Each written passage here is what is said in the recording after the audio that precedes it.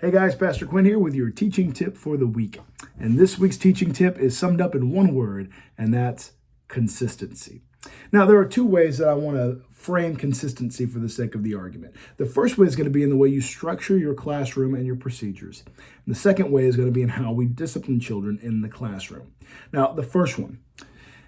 In our classroom, we should have a procedure and an order in which we do things. Kids should be able to expect that if they want to go to the bathroom, they raise their hand and they ask to go to the bathroom and you grant them permission.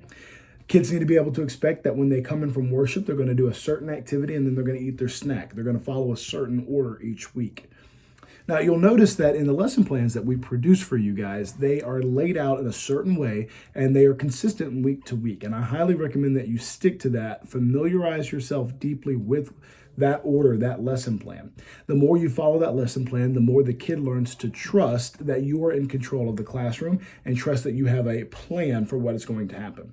Most kids just want to know that there's a plan in place. They're okay with rules, they're okay with procedures, but they need to know that there is a plan and it's not just off the cuff or being winged in front of them, for lack of a better word. So the first thing, again, like I said, the first thing I want you to understand about consistency is stay consistent with the lesson plan. Stay consistent with your procedures in your classroom. If your expectation is for kids to raise their hand before they go to the bathroom or get out of their seat, establish that at the beginning of the class and make sure you follow through. It has to be the same for every kid in every circumstance. That's how they learn the consistency.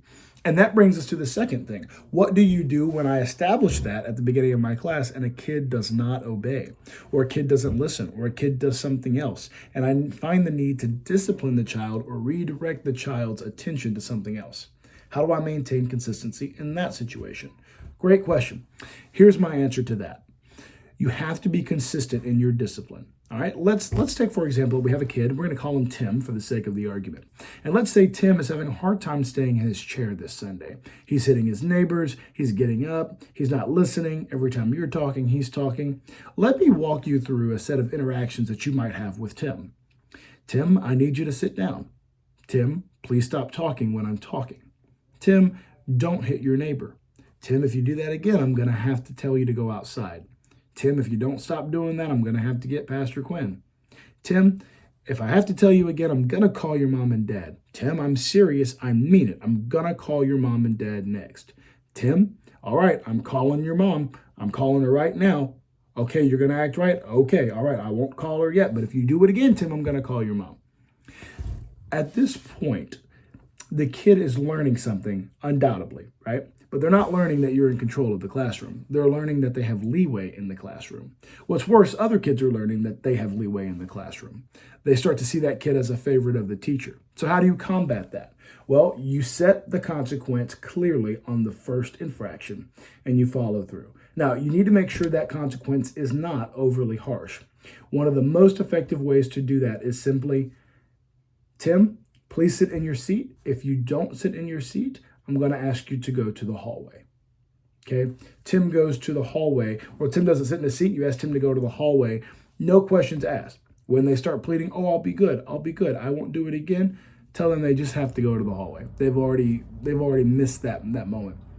That's the opportunity for me to step in and have a one-on-one conversation with the kid.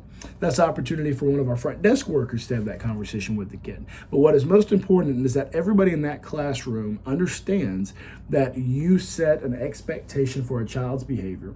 And when they fell out of that expectation, that they were removed from the room. They had a punitive consequence because they did not follow directions. We want to establish to the kids that they need to follow directions on the very first attempt, the very first explanation. Again, I cannot stress this enough. We don't want to be overly harsh in our punishment, but we do want to be consistent. Above all, the kids have to know that what we mean is what we say, and what we say is what we mean. If we lose that, we break down the fundamental trust that a student and a teacher have. And when that trust is broken down on a behavioral level, it's really hard to rebuild it on an educational level. In other words, if a kid can't trust that you'll discipline when you say you'll discipline, then how can they trust that what you say about the Bible, about God's word, is true and accurate? So keep that in mind this week. Keep in mind that we want to be consistent, loving as always, but consistent in our classroom procedures, consistent in our discipline, and consistent in our expectations. And I think you'll find that this will really help you to maintain a better grip on the kids in your class when they decide to be a little rowdy. Hope this helps. See you guys Sunday.